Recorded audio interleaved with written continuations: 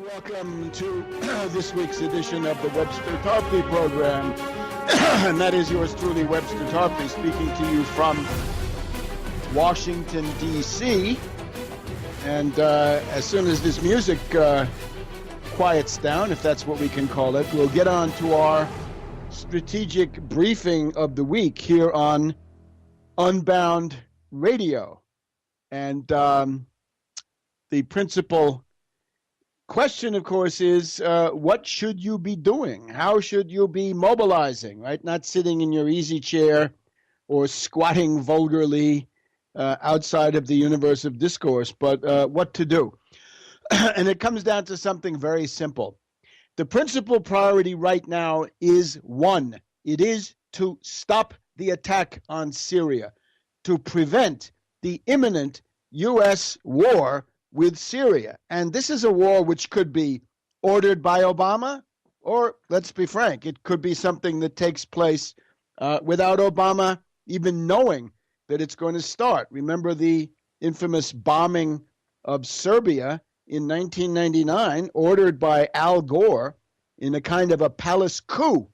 And as I said, we're trying to figure out what happened there with Libya in 2011, around the middle of March 2011, when the word from Washington was no, no, no, no, no. And then somehow it became, yes, let the bombing begin. And Sarkozy was way out in front jumping the gun. Very suspicious case.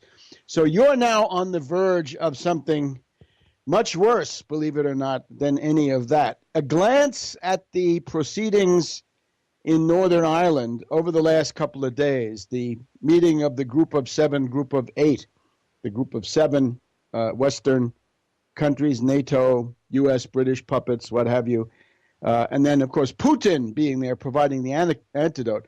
If you look at that, look at those proceedings, you will see that the entirety of world politics currently aligns around this Syria question. So what are you doing about that? And have you allowed yourself to be diverted by the latest covert operation? And this is the tragedy of the current situation is that starting around 9/11, we had a body of opinion, we had a body of broadcasters and other people trying to shape public opinion who could be relied on to oppose the covert operations that came down the pike. Unfortunately, a lot of those, tragically, were sucked into the Rand Paul reactionary, proto-fascist Republican machine. And as a result of that, they are intellectually, morally crippled, politically crippled, to the point where there are now many covert operations which they are willing to approve, to support. Right, the Benghazi stunt to begin with. In other words, the hatred of Obama has grown to be so consuming that many of them are willing to go along with obvious covert operations, obvious frauds, because these are somehow designed to cause trouble for Obama. And there are lots of them, Benghazi and others. And now we've got Ed Snowden, the new hero, the new culture hero for the millennials and for the aging boomers and for any silents that are around. Ed Snowden. So we're going to demystify this today here on the Webster Tarpley program, Unbound Radio, back in just a couple of seconds after the break. Welcome back to the Webster Tarpley program. So we're talking about the world strategic situation as usual. The main priority is to stop the attack on Syria. And nevertheless, people who should know better have allowed that to be crowded out and attention to be monopolized by some really rather feeble, lame, stale revelations by this pretentious character, Ed Snowden, attempting to profile himself as a bombastic, narcissistic culture hero in the model of Ellsberg and Assange. And he's telling us that there are wiretaps going on. Well, we knew that, didn't we? We knew that Bush had started with warrantless wiretaps. Based on what he's told us, this is now wiretaps on a very large scale, but with some kind of simulacrum of judicial process. Not that this makes any difference, right? We're against these wiretaps. Let's go on record. We're against such wiretaps. We've been fighting those all during the Audis when Ed Snowden was a warmonger, a bloodthirsty killer volunteering for the special forces to go and kill Iraqis. That's his story. So he's coming forward now telling us that there's warrantless, or actually warranted wiretaps, and that there's PRISM, so that they read your email in certain cases. Well, I kind of think we knew that already too. And he's told us now that the U.S. hacks into China. Well, we know that there's mutual hacking going on between the U.S. and China. And he tells us, how a shocker, that the U.S. and Russia and the British spy on each other. Oh, I'm my breath is taken away. I'm going to faint. It's just such a shock. So we knew all this stuff, Ed. We want to know something new. Tell us something about 9/11, Ed, and you'll get our attention again. But as it is, you're simply a bombastic narcissist, probably with autistic overtones, strutting and fretting his hour upon the stage, and it's getting boring and old really fast. He is also, notice, an agent provocateur. He has already created crises with China because whatever goes on, right, in the hack world, the Chinese hack the U.S. like mad. The U.S. reciprocate in kind, or started, or however you want to phrase it. But once it's mentioned, then you lose face. And then that's the big thing, of course, in the Far East, right? The personal dignity, the question of face. And if you're losing face, then you got to do something about that. So this has the potential for real serious mischief. So I would urge the left libs, right? The people out there on the Democracy Now! Circuit, the people that are cooing and oohing over Glenn Greenwald. Norman Solomon has endorsed our dear friend Ed Snowden. Norman Solomon, remember him? It's interesting. All of these people, or many of them, are determined, bitter enemies of 9/11 truth. They can't stand 9/11 truth. Glenn Greenwald practices that same thing a slightly different way under the cover of the blowback thesis, right? That's his approach to it. It does occur, and it's a result of blowback, but that's really just the official story with certain variations on the theme. And remember that blowback is the official CIA explanation, and none other than Obama wrote an article in the Chicago Reader in 2001, 2002, developing this theme of blowback, right? That this is the comeuppance you get for imperialism. And this is, of course, what the left liberals really love. So the left liberals have swooned once again, as Mort Saul once noted. The poor left liberals, they have so few heroes, they have none. So any faker that comes down the pike, they're going to give their heart away. They're just an easy mark for anybody like looking like Assange or Ed Snowden. And then we have the libertarians. They're in heaven. Oh, the libertarians, it proves everything they thought. We're on the slippery slope. The black helicopters, the dictatorship is near. All the paranoid fantasies come out. Played on quite cleverly by Snowden, because Snowden sits there and says, guess what, libertarians, any little bureaucrat, any little apparatchik sitting in a cubicle can come along and tap your phone and read your email, and there's no warrant, and it can be anybody. Even the president is not immune. So the wild mode of exaggeration, the wild slippery slope that never was on land or sea. And all of this then leads to forgetting the main thing, and the main thing is the attack on Syria. You get that attack on Syria, you can kiss your civil liberties goodbye. And I don't care what Snowden is doing for you.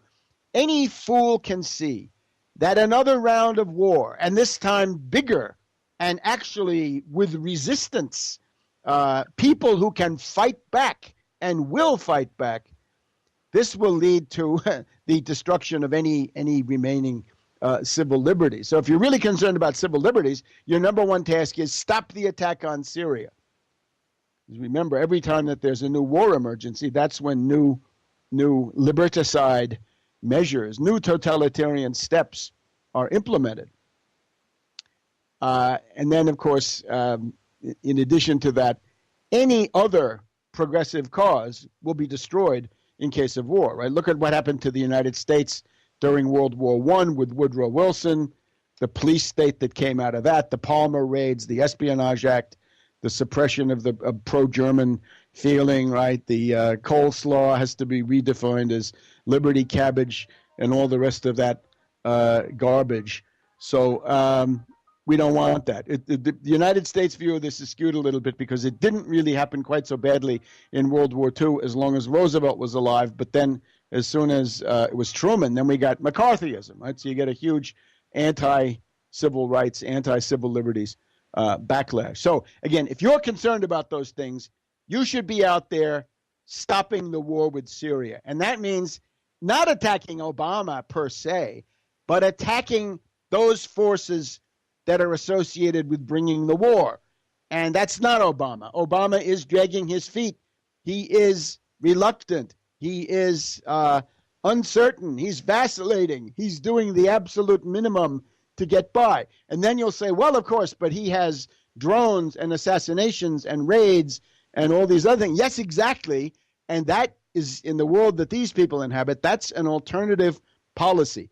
It's the difference between drones and assassinations of the kind we've seen now over the last 4 to 5 years.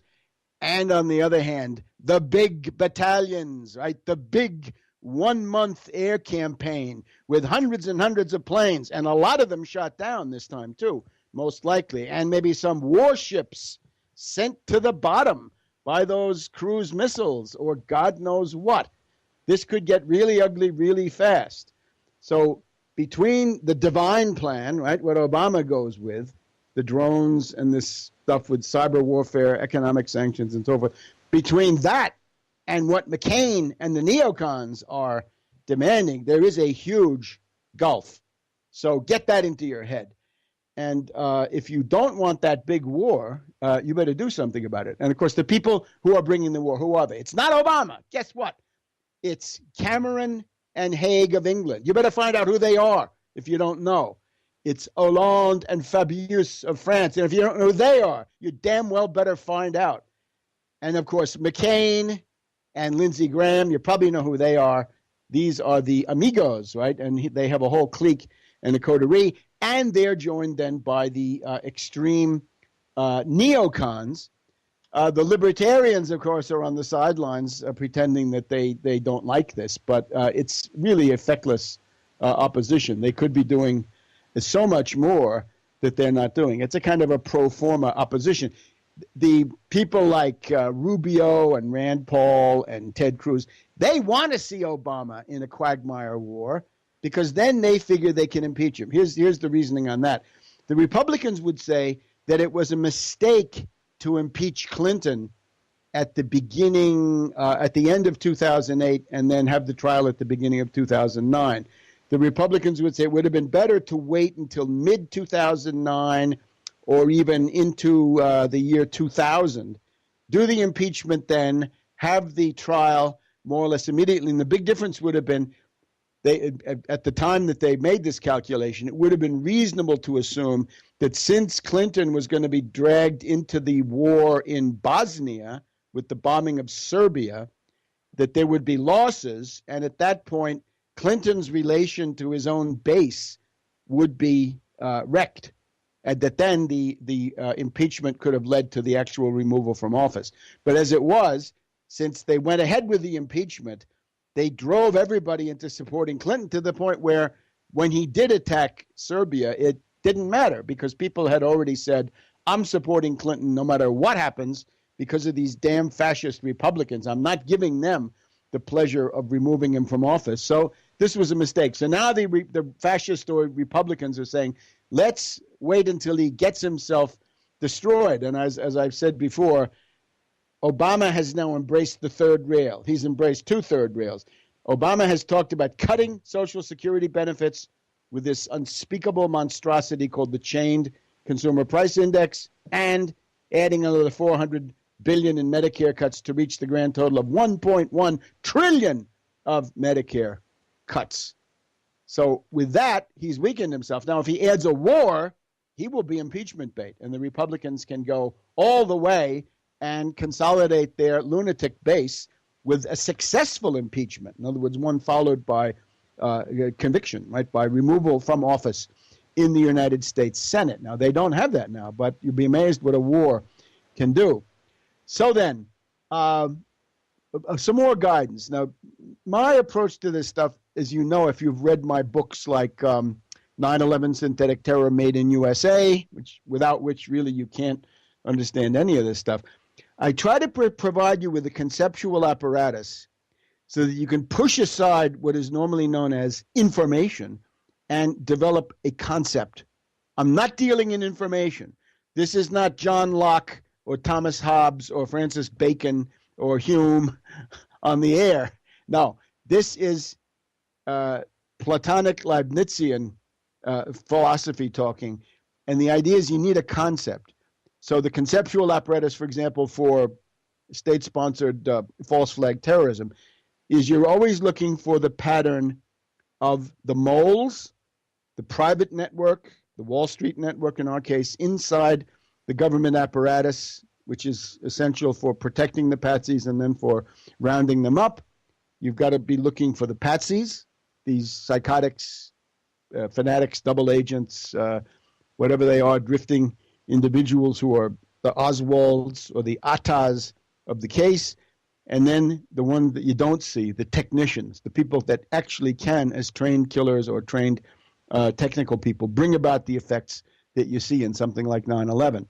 So the notion of the moles, the patsies, the technicians, that all of that takes place in connection with drills and exercises in an atmosphere of media control. This conceptual scheme has actually proven so powerful that it got itself into books, like Jonathan Kay, Among the Truthers, and so forth. And there was people who are fundamentally hostile to the analysis are simply forced to recognize the overwhelming conceptual power of that approach. Now, what I'll do in the next segment or two is to try to show you a way to identify a limited hangout operation, probably a CIA limited hangout operation, but anybody else's limited hangout operation, indeed, going back to the Venetians, would look like this. So what we'll try to do is to have a comparison. Ellsberg and the Pentagon Papers. We'll then go on and look at Assange and WikiLeaks, and then we can look at Ed Snowden and his threadbare stuff, and we'll show what they have in common. And at that point, you will be educated to the point where you can identify a limited hangout operation. In other words, unless you're devoted to the idea of being a useful idiot for Ron Paul, Rand Paul, the Republican Party, or some other force. Back in a minute. Welcome back to the Webster Tarpley program here on Unbound Radio. As promised, we're going to use this rather short segment and then the next one, if necessary, to develop this scheme. How can you always tell a limited hangout operation, be it of the CIA, who do most of them, but others would also have the same pattern? And remember, the idea is I've taught you the moles, the patsies, the technicians, the use of the drills and the exercises. If you know that, you can figure out just about any of these false flag events or things of that type.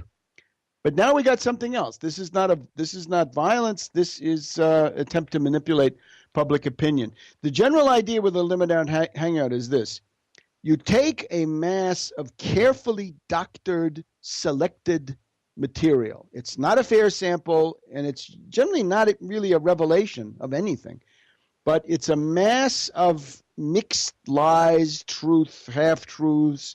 Generally, you've got to have a kind of a crust of shocking truth on top to gain some traction and some credibility, but then that soon yields to really mediocre, low-level stuff with then things mixed in which represent what the issuing authority wants you to believe. Instead of just revealing it, you associate this with a rebel, right? Some person who's going to act out the role of the whistleblower, the defector, the courageous individual against this titanic bureaucratic machine. Ellsberg, Assange, and now Snowden, right? With this, you can dupe large numbers of young people because of the eternal, Oedipal, anti-authoritarian, Rousseauvian impulse, right? That you don't want to bear the burdens of civilization. You don't want to listen to your father. You don't want to do what society expects. And therefore, you're sympathetic to somebody who seems to be a rebel, right? The eternal rebel without a cause. But in this case, it's rebel with a cause. It's this package of stuff. So the idea now is whatever this package was, this now becomes the hot news. This becomes the stuff, the hot sauce, right? You've got to find out what's in it. So again, Ellsberg, 1971, 72, Assange just recently, 2010, 2011, and now coming close on the heels, and it's dangerous to do so many. This is best done once in a generation or so that the generation can be duped once, but maybe not twice, but maybe they can, right, given the way things go. So it's dangerous to do it again so fast. Now, here are a couple of things.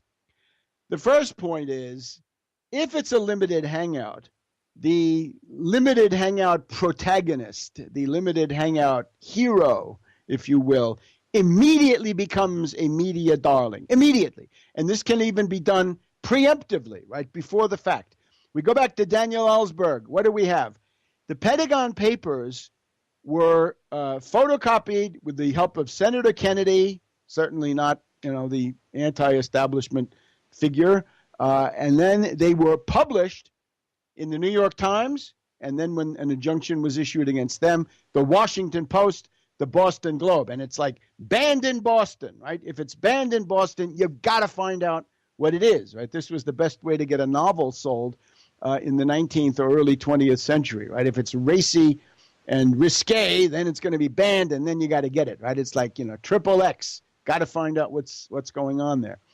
So the New York Times, the Washington Post, the Boston Globe, but eventually it was a consortium of 17 corporate newspapers, and they fought it to the Supreme Court and defeated the Nixon administration. Now, if you have had anything to do with Kennedy assassination research against the Warren Commission, or most likely against the 9/11 report, right, the Kane-Hamilton Commission, if you've been fighting the Warren Commission and the Kane-Hamilton report for any length of time, you know that this is not what happens to you if you are the bringer of messages that the establishment does not like.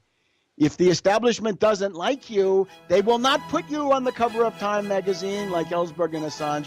They will vilify you and slander you and maybe bump you off, but you will not become a media celebrity on this instant basis. So that's the most obvious, right? Any fool should be able to see that, and we'll have more in just a minute on the Webster Tarpley program of Unbound Radio. Back in a minute.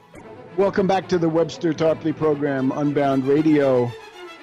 Apropos of nothing, there is no New World Order and one world government. No, there's no such thing. You look at what's in front of your nose right now, you'll see a clash between NATO on the one side and Russia on the other.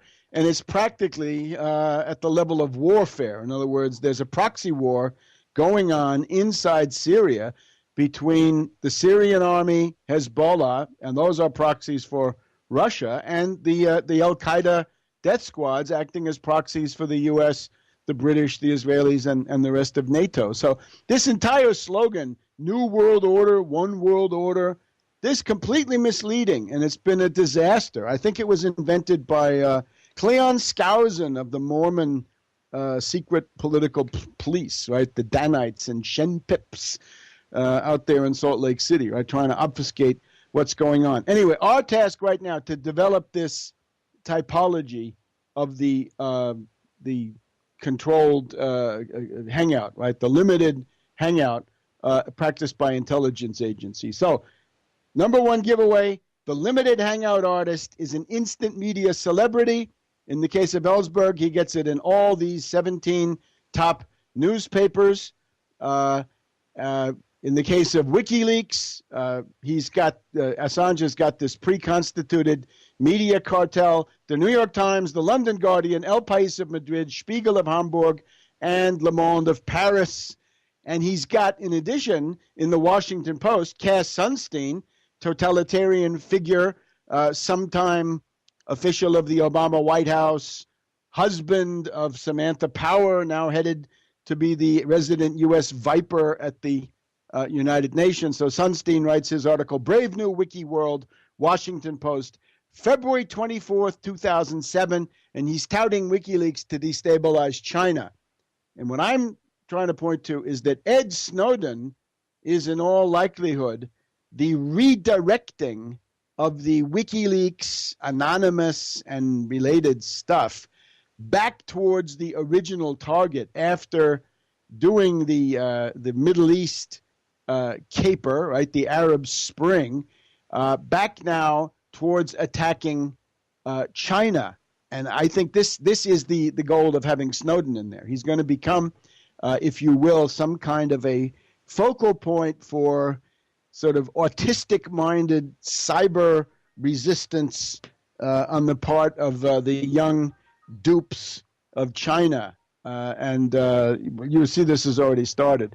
Okay, and so that's the media aspect. Now, of course, with Snowden, he's all over the place. On a couple of days last week, he was getting like half of every hour, one third of every hour at least on CNN, and so on down the line. In other words, he's everywhere. And it's even interesting that what he says is reported without really featuring that he's the one saying it. It just says, it's now reported that the National Security Agency has tapped into the secret emails of government people at these conferences. All right, so instant media celebrity. Now, the second point, the limited hangout contains almost nothing new, almost nothing you didn't know. You can read about this stuff. I've got an article. It'll be up on tarpley.net by, if not Tuesday the 18th, and by Wednesday the 19th at the latest. The limited hangout has almost nothing new. In the case of the Pentagon Papers, if you had been reading Le Monde, Agence France Presse, various Italian papers, you knew it all. There was nothing you didn't know out of the Pentagon Papers. Now, of course, what had been done with the help of Morton Halperin and Leslie Gelb was that this story had been massaged to make it look like politicians are all bad, especially Kennedy is really bad. The Army is very bad, U.S. Army very bad, CIA gets whitewashed. Forget about Operation Phoenix, mass assassinations by the CIA, and forget about drug running by the CIA, and so forth. So it's a very smelly package.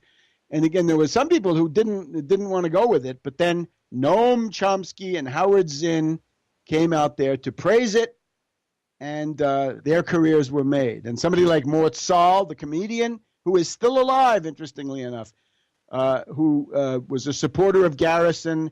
He wanted the truth on the Kennedy assassination. He was a big critic of the Warren Commission report. His career was over.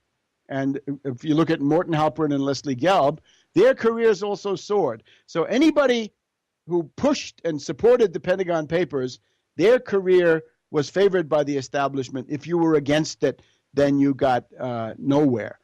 With Assange,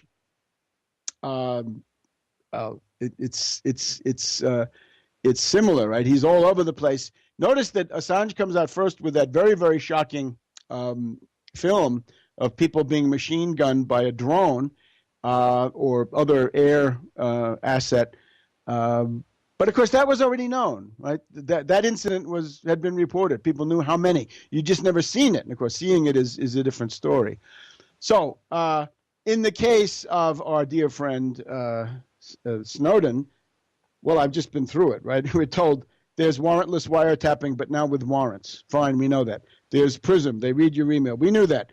They great powers spy on each other at international conferences. Yeah, we knew that.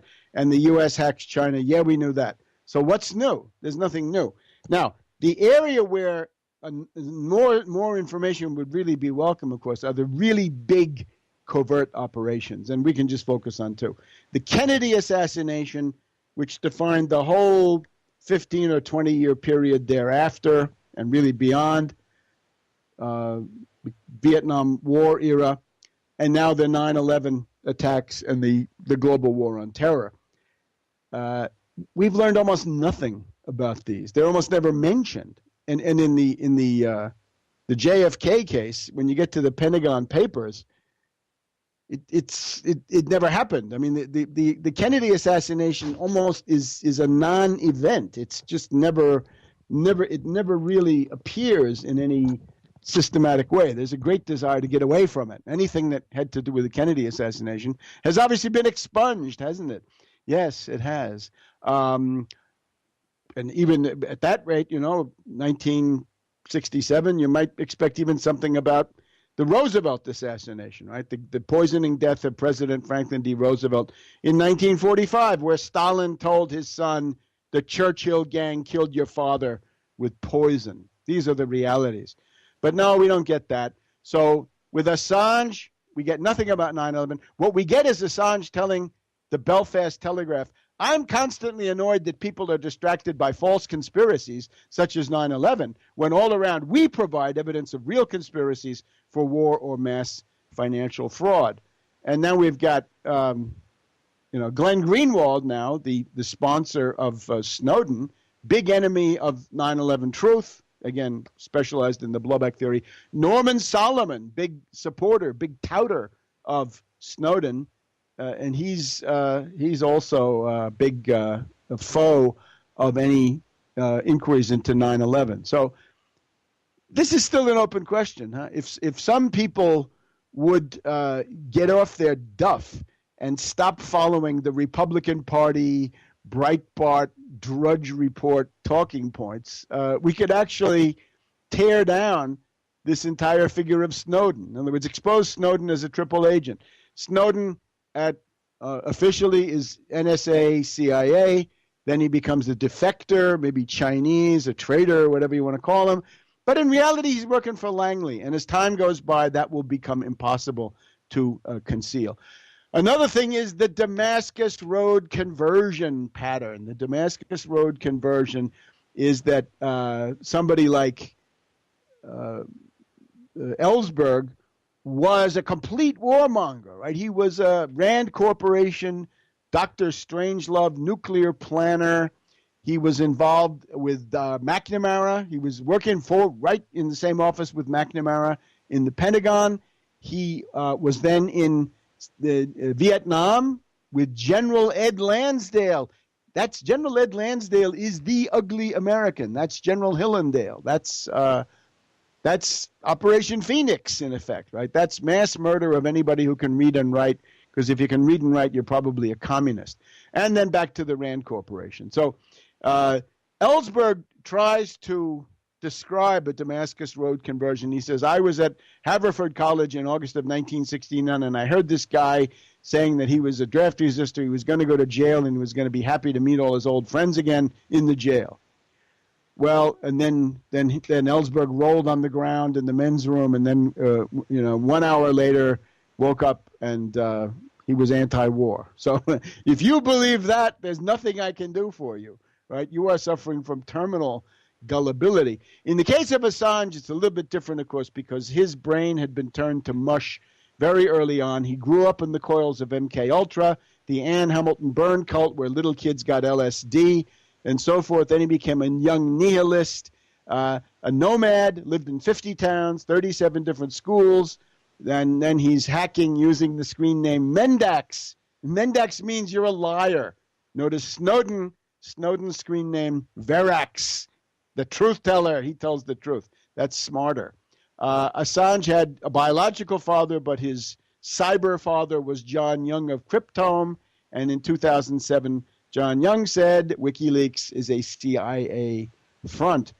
Snowden, of course, $120,000 or $200,000 a year, college dropout, community college dropout, high school dropout, but nevertheless gets this money. He enlisted in the U.S. Army May 2004, wanted to join the Special Forces to free Iraq. Then he goes to he's a low-level guard, security guard at the National Security Agency at the University of Maryland, then CIA computer security in Switzerland, then private contractor for the NSA at a base in Japan, and then finally NSA at the Konya Regional SIGINT Operations Center. Medical leave for epilepsy, goes to Hong Kong, makes the revelations with the help of Greenwald and a certain Laura Poitras, Poitras, Poitras. And, of course, he's a Paul-tard. He's anti-war, ultra-austerity, libertarian, voted for Ron Paul. So Snowden starts off as a warmonger, but then he realizes, we got a Leviathan state, and we've got to do something about it. So this is also very fishy, very, very smelly. Snowden has remarkable timing. His first reports come out the same day that Qusair fell. The military crisis of the death squads began in grand style. On the same day that the G8 begins, he's got revelations about that. He's got everything, sort of timed perfectly. And again, most of it's trivial. But then the real thing, the covert operations of our time have been largely prepared by precisely these limited hangout operations, right? The Pentagon Papers is a big leak. Henry Kissinger goes to Nixon and says, we've got to do something about the leaks. Nixon creates the plumbers. Who's in the plumbers? CIA legend Howard Hunt, CIA communications expert James McCord, FBI thug Gordon Liddy. Then along comes Bob Woodward, fresh from the Office of Naval Intelligence with a top secret security clearance, and he begins writing about it in the press organ of the Federal Reserve System, the Washington Post. And that then leads to the Watergate affair, right, which is the big attack on the institution of the presidency, far more than just Nixon. But again, the anti-authoritarian Oedipal impulses are brought into play. In the case of Assange, remember, no U.S., British, or Israeli politician was ever damaged. No covert op of any of those countries was ever exposed. But the list of targets is the same as the CIA's enemies list. Ben Ali of Tunisia, Gaddafi of Libya, Mubarak of Egypt, Saleh of Yemen, Assad of Syria, Maliki of Iraq, Karzai of Afghanistan, Berlusconi, Kirchner, Putin. You get the picture. And we'll be back in a minute on the Webster Tarpley program. Welcome back to our final segment here on the Webster Tarpley program on Unbound Radio. This has been our program of Tuesday, the 18th of June, 2013. And of course, we are fighting for rights, and we're fighting for economic rights. Don't forget those. Since 1944, the great pending business has been the anchoring in the Constitution of Franklin D. Roosevelt's Economic Bill of Rights, right, where you have a right to a job, to a home, to medical care, to education, to retirement, to freedom from monopoly competition as a small businessman, to a parity price if you're a farmer, and so on down the line. So don't forget those. And tyrants can also come in the garb of libertarian leprechauns in the world that we live in. So we've gone through. You can tell a CIA limited hangout operation if the protagonist immediately becomes a media darling with all the fawning news media immediately lending themselves to the propagation of this stuff. If there's really nothing new about anything, and in particular, if there's nothing whatsoever about the main covert operations of the age, and even an express hostility to that of the kind that we see with Assange personally, or Glenn Greenwald, or some of the other backers that have attached themselves to this, like Norman Solomon, Uh, and then we've also got the idea that covert operations are being created, right? So in the case of the Pentagon Papers, it's Watergate. In the case of Assange and WikiLeaks, it's the Arab Spring, the destabilization of all these countries, not just in the Middle East, right? Because there was the ouster of Berlusconi came off this. There was an attempt to have a color revolution in Russia. Thank God that failed, but they tried it, and they're still doing it. Now, we're sitting here looking at Ed Snowden. What covert operations are going to be spawned by his routine here, right? His number that he's prancing around, purporting to carry out. Well, you can see one of them is to dupe and neutralize anti-war opinion in the United States, not even just to dupe them and neutralize them, but to get them to attack Obama as if Obama were the main bringer of war. This is absolutely fatuous. This is the stupidest thing I've ever seen. Remember, there's no greater sign of idiocy and naivete than to assume that the president automatically has power, or that whatever happens is because the president has willed it. No, it's generally the other way around.